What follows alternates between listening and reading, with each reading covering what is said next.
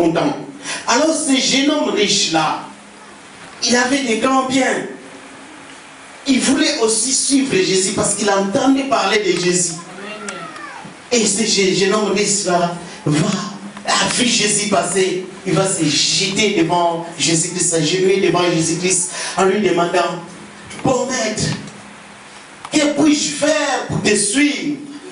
Alléluia. Amen. Et Jésus va rétorquer: pourquoi m'appelles-tu bon maître?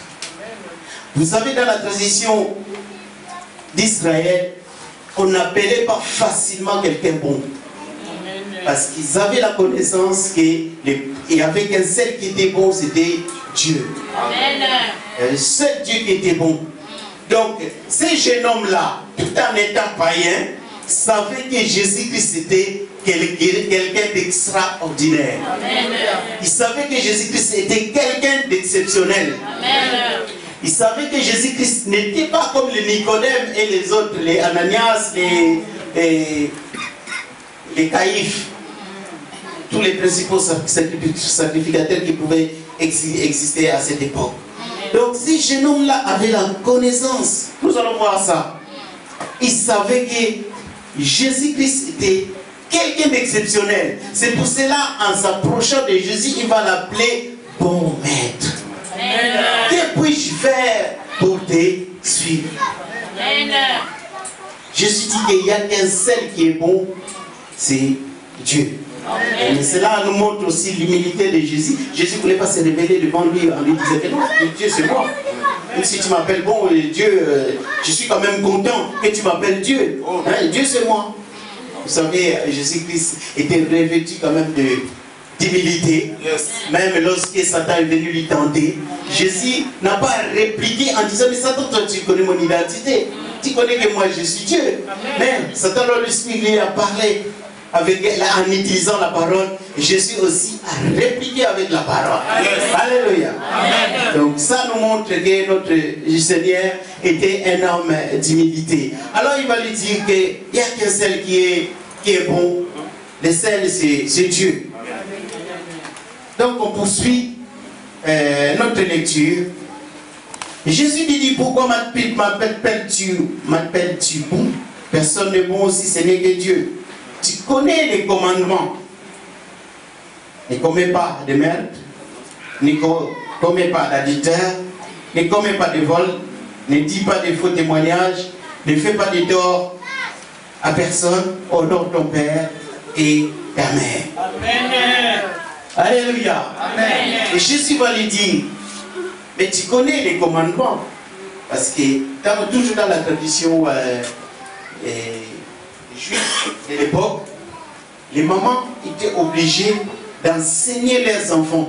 C'est les mamans qui avaient cette charge-là. Ils enseignaient leurs enfants les 4 livres de Moïse, livres de la loi. Donc, tout le monde quasiment avait la connaissance de la loi de Moïse. Tout le monde était enseigné. Mais on va dire que les apôtres qui suivaient Jésus étaient des gens de peu de connaissances. Mais ils avaient cette connaissance, ils connaissaient la loi de Moïse. Mais lorsque Jésus est venu, Jésus a tout chamboulé. Il a tout changé et c'était une autre doctrine qui a refait surface. Et cet homme-là, il avait la connaissance. Parce que Jésus va lui dire: tu connais les commandements. Honore ton père, honore ta mère. Amen. Ne commets pas d'adultère. Ne commets pas de merde. Amen. Il a dit: oh bon maître, tout ça je les ai mis en pratique. Tout ça je les connais. Quelqu'un qui était païen, qui voulait suivre Jésus. Comment les connaissait-il ces commandements? C'est parce que dans la tradition, tout le monde avait la connaissance des lois de Moïse. Amen. Tout le monde devait apprendre.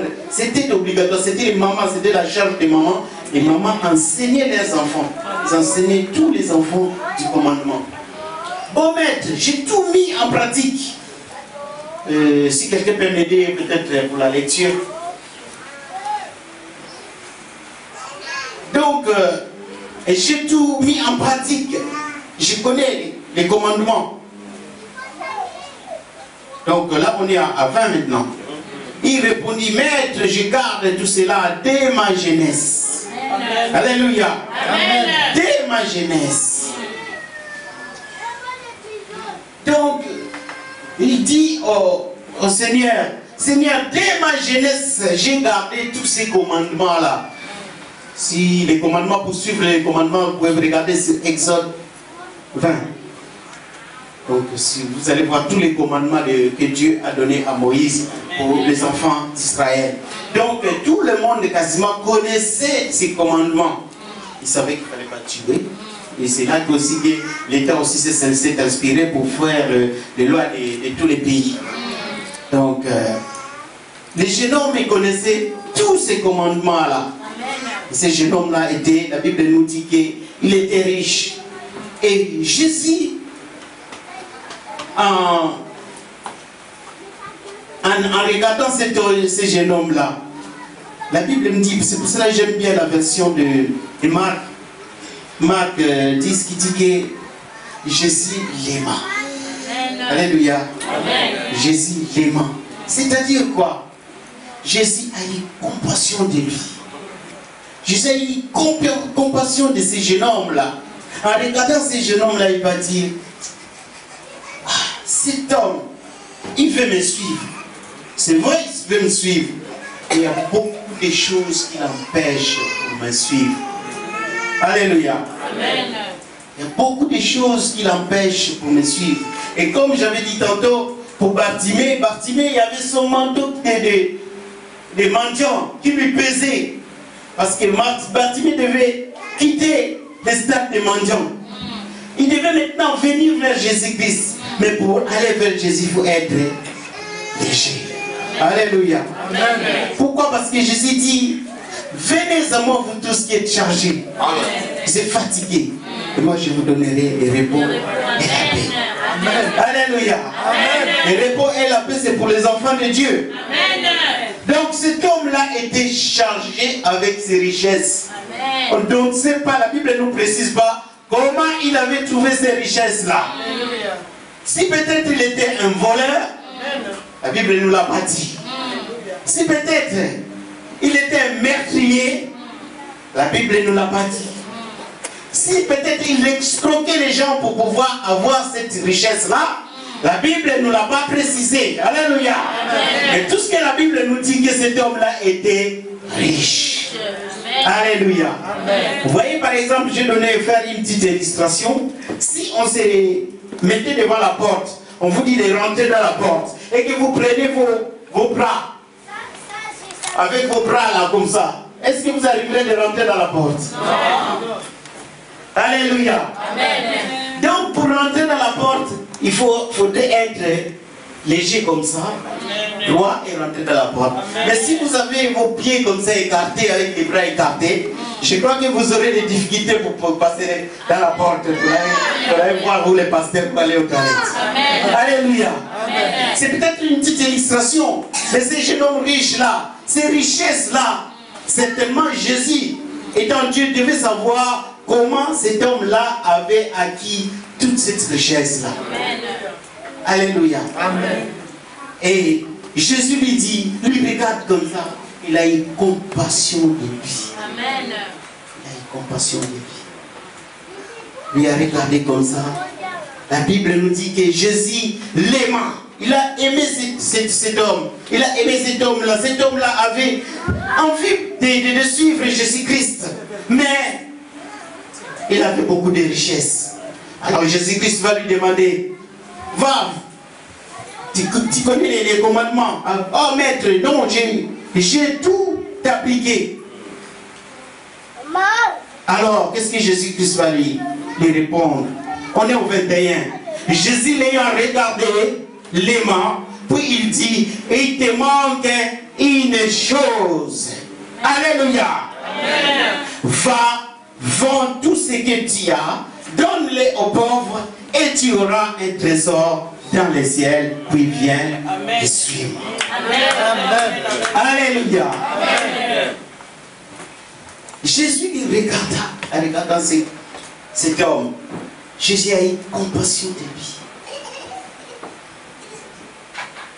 Jésus a eu compassion de lui. Il a dit, il y a peut-être des richesses, Mais ces richesses-là, tu ne les as pas eues d'une bonne manière. Amen. Mais va, vends tout ce que tu as. Amen. Après, viens me suivre. Amen. Mais moi, je te donnerai autre chose. Amen. Tu vas gagner la richesse, mais selon Dieu. Alléluia. Amen. La Bible nous dit dans Psaume 127, ceux qui bâtissent, quand ils bâtissent sans Dieu, bâtissent Amen. Ceux qui gardent sans Dieu, quand gardent en vain. Alléluia. Et cet homme-là, lorsqu'il a bâti sa richesse, il n'y avait pas Dieu dans sa richesse. Alléluia. Il n'y avait pas Dieu dans cette richesse-là que cet homme-là a bâti. Il n'y avait pas Dieu. C'est Jésus-Christ, c'est ainsi Jésus-Christ doit lui dire, cette richesse-là, moi, j'en veux pas. J'en veux pas auprès de moi. Mais va, vends tout cela, donne aux pauvres. Et quelque part dans le proverbe, disent que celui qui prête aux pauvres prête à Dieu. Amen. Parce que Dieu est pauvre quand toi tu lui prêtes. Il n'a pas de moyens pour te rembourser. Amen. Il n'y a que son Dieu qui peut te rembourser à toi. Amen. Alléluia. Amen. Donc Jésus-Christ va lui dire, va, débarrasse-toi de toute cette richesse-là. Impropre. Cette richesse-là, à côté de moi, ça ne peut pas marcher. Donc débarrasse-toi, mais quand tu auras débarrassé cette richesse-là, moi je te donnerai la vraie richesse. La vraie richesse qui te permettra d'être à côté de moi. Alléluia. Amen. Alors aujourd'hui Dieu nous demande, quelle est ta richesse à toi? Alléluia. L'assemblée. Nous sommes là, mais chacun de nous a sa richesse. Chacun de nous a sa richesse, a ses richesses. Peut-être tes bijoux, peut-être ta voiture, peut-être ta maison, peut-être ta femme, peut-être ton mari. Vous voyez bien dans ce pays-là où nous sommes, il y a même des gens qui disent, ah moi j'adore la viande. C'est la richesse à eux. Tu ne peux pas lui empêcher, tu ne peux pas lui donner autre chose que la viande, parce que lui, il adore cette viande. J'adore ma femme. Alléluia. Tu ne peux pas lui donner autre chose. Tu ne peux rien toucher sur sa femme, parce qu'il adore sa femme. J'adore mon mari. J'adore ma voiture. J'adore ma maison. Cette veste-là, je l'adore. Alléluia. Alors, Dieu nous pose cette question. Quelle est ta richesse qui t'empêche de te rapprocher de Jésus? Cherche tout autour de toi. Tu vas bien trouver qu'il y a quelque chose qui t'empêche de te rapprocher de Jésus. Quelle est ta richesse qui t'empêche de t'approcher de Jésus-Christ? Parce que cette richesse-là va t'empêcher de te rapprocher de Jésus-Christ. Alléluia. Un verset qui dit, à quoi me servira de gagner ce monde si je perdais mon âme? Amen. Alléluia. Amen. On peut tout gagner dans ce monde, mais si on nous perdait notre âme, à quoi ça servit notre vie? Vous savez, dans ce monde, on n'est que des passagers. Amen. Nous sommes en train de passer. Notre cité est dans les cieux. Amen. Alléluia. Amen. Notre cité est dans les cieux. Jésus-Christ, il a dit, je suis allé aux cieux, il y a plusieurs demeures. S'il n'y avait pas plusieurs demeures, j'allais vous dire. Oh. Mais si je vous l'ai dit, parce qu'il y a plusieurs demeures, je vais vous préparer une place. Amen. Alléluia. Amen. Les enfants de Dieu doivent travailler, doivent vivre en regardant leur objectif doit être le ciel. Alléluia. Ce n'est pas la richesse de ce monde. Moi j'ai toujours dit, Seigneur, donne-moi juste le minimum qui me permettra de vivre. Parce que si tu me donnais plus, j'aurais du mal à gérer cela. Ça va peut me permettre d'égoper. Alléluia. Alléluia.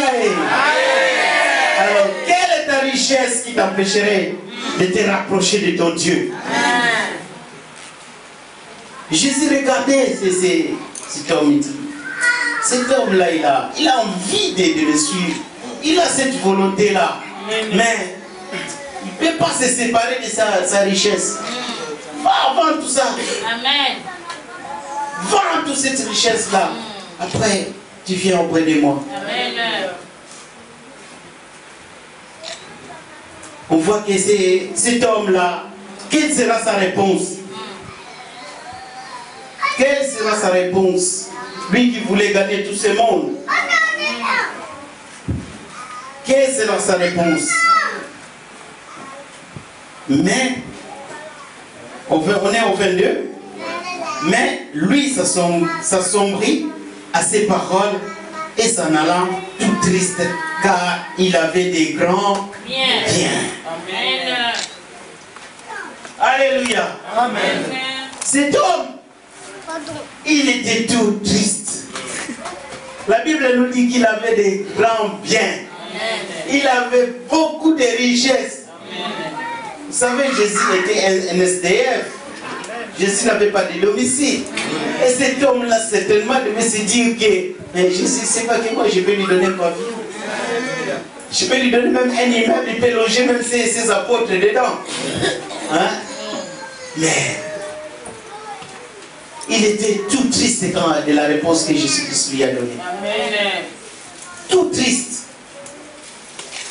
Et les apôtres, en regardant Jésus, lui a dit, mais maître, qui peut être sauvé? Jésus-Christ l'a regardé, il a dit, vous voyez ces riches-là, il veut me suivre, mais il a beaucoup de biens. Il ne veut pas abandonner ça, c'est bien. C'est comme si ça vous rappelle quelque chose. Simon le magicien. Vous voyez, Simon le magicien, lorsqu'il a vu Pierre et Jean poser les mains aux gens recevaient le Saint-Esprit. Il a dit, écoutez, moi je vais laisser quelques billets. J'ai de l'argent, je vais donner quelques billets. Donnez-moi cette puissance-là. Comme ça, moi aussi, si je pose la main à quelqu'un, cette personne va tomber. Alléluia. On ne peut pas servir deux maîtres à la fois. Alléluia. La Bible nous dit dans Matthieu 6, 24, on ne peut pas servir deux maîtres à la fois. Vous savez que l'argent c'est un Dieu. Le Dieu maman. C'est un Dieu, c'est une puissance l'argent. Si vous regardez bien maintenant actuellement, qu'est-ce qui nous dirige ici dans ce monde ou en France? C'est les finances. C'est l'argent qui nous dirige. C'est un Dieu. C'est une puissance. Et vous voyez que tous les pays sont par terre. Parce qu'il y a un certain nombre de gens qui tiennent maintenant le monde à la main. Qui tiennent le monde à la main. Parce qu'ils ont des finances, ils ont l'argent. S'ils veulent donner de l'argent, ils te donnent de l'argent et puis ta situation devient bonne. Mais s'ils ne te donnent pas l'argent, c'est là que tu crèves de faim avec toi et ton père. Alléluia. On ne peut pas servir deux maîtres à la fois. Ces jeunes hommes-là se disant peut-être que moi j'ai déjà l'argent. J'ai déjà l'argent, j'ai une grande fortune, j'ai des richesses. Mais si j'allais chez cet homme-là, je vais avoir encore le pouvoir. Donc il voulait avoir maman et Dieu en même temps. Alléluia. Amen. Et Dieu ne marche pas comme ça. Dieu ne marche pas comme ça. Quand on veut marcher avec Dieu, il faut que ces deux pieds soient avec Dieu. Amen. Et nos richesses, des fois, nous empêchent d'avancer vers Dieu. Et cet homme, en s'en allant, il était tout triste. Il dit, mais moi, je croyais qu'en venant chez cet homme, peut-être cet homme va me permettre que moi aussi que je puisse le suivre. Peut-être que moi j'allais soutenir son œuvre. J'allais lui donner de l'argent. Mais Jésus ne voulait pas de cet argent-là. Il voulait de l'argent propre. Pour lui servir à son œuvre. Donc, les pauvres, il était un riche, un jeune homme riche. Mais je crois en retournant, il était devenu un pauvre. Amen. Alléluia. Amen. Et il avançait tout triste comme ça. Il dit, mais écoute Jésus, toi, avec ta puissance là, avec ton onction, reste avec ton onction, avec ta puissance. Et moi, je préfère garder ma richesse. Amen. Alléluia. Amen. Le peuple de Dieu doit faire un choix de servir le Seigneur, d'aller vers Dieu et d'abandonner toutes les futilités qui nous empêcheraient peut-être d'accéder au trône de notre Dieu. Alléluia. Amen. Soyons fidèles à notre Dieu. Amen. Tournons notre regard vers Dieu. Amen. Et tous essayez de regarder les chrétiens tout autour de nous, toutes les futilités qui nous empêcheraient d'avancer et les écarter. Et c'est là que Dieu va se rapprocher de nous. Et quand on se rapproche de Dieu, Dieu aussi se rapproche de la personne. Alléluia. Amen. Alors, les disciples étaient stupéfaits. Jésus-Christ va dire à ses apôtres, il est plus facile à un chameau de passer par un trou d'une aiguille qu'un riche. Amen. Scandale pour les apôtres. C'était un scandale, ils étaient scandalisés. Ils disent, mais Seigneur, alors donc les riches n'hériteront pas le royaume des cieux. Mais non. Ils étaient étonnés, ils disent, mais alors tous ces riches-là, tous vont aller en enfer à cause de leur richesse. Jean 10, qu'est-ce que la Bible nous dit? Je suis venu en fait que mes brebis aient une vie en abondance. Alléluia. Jésus veut que nous soyons des riches. Amen. Jésus veut que nous ayons une vie en abondance. Amen. Que nous puissions manquer de rien. Amen. Mais tout ce que Jésus nous demande et que cela puisse être avec son concours. Amen. Il a dit quelque part dans Jean, il a dit, sans moi vous ne pouvez rien. Amen. Donc tout ce que nous voulons faire, nous devons faire dans ce monde, il faudrait que Jésus soit notre associé. Amen. Alors, alléluia. Si nous nous associons pas Jésus à nos affaires, amen, alors nous bâtirons pour rien. Amen. Nous garderons pour rien. Amen. Et ce sont des immeubles que nous allons bâtir sur les sables. Parce que Jésus-Christ n'est pas la fondation de notre édifice. Amen. Alléluia. Amen. Jésus ne veut pas que nous soyons des pauvres. Au contraire, Jésus veut que nous soyons des riches, nous manquons de rien, mais avec son concours. Qu'il soit notre associé. Amen. Alléluia. Amen. Et c'est ce que je termine mon message. Amen.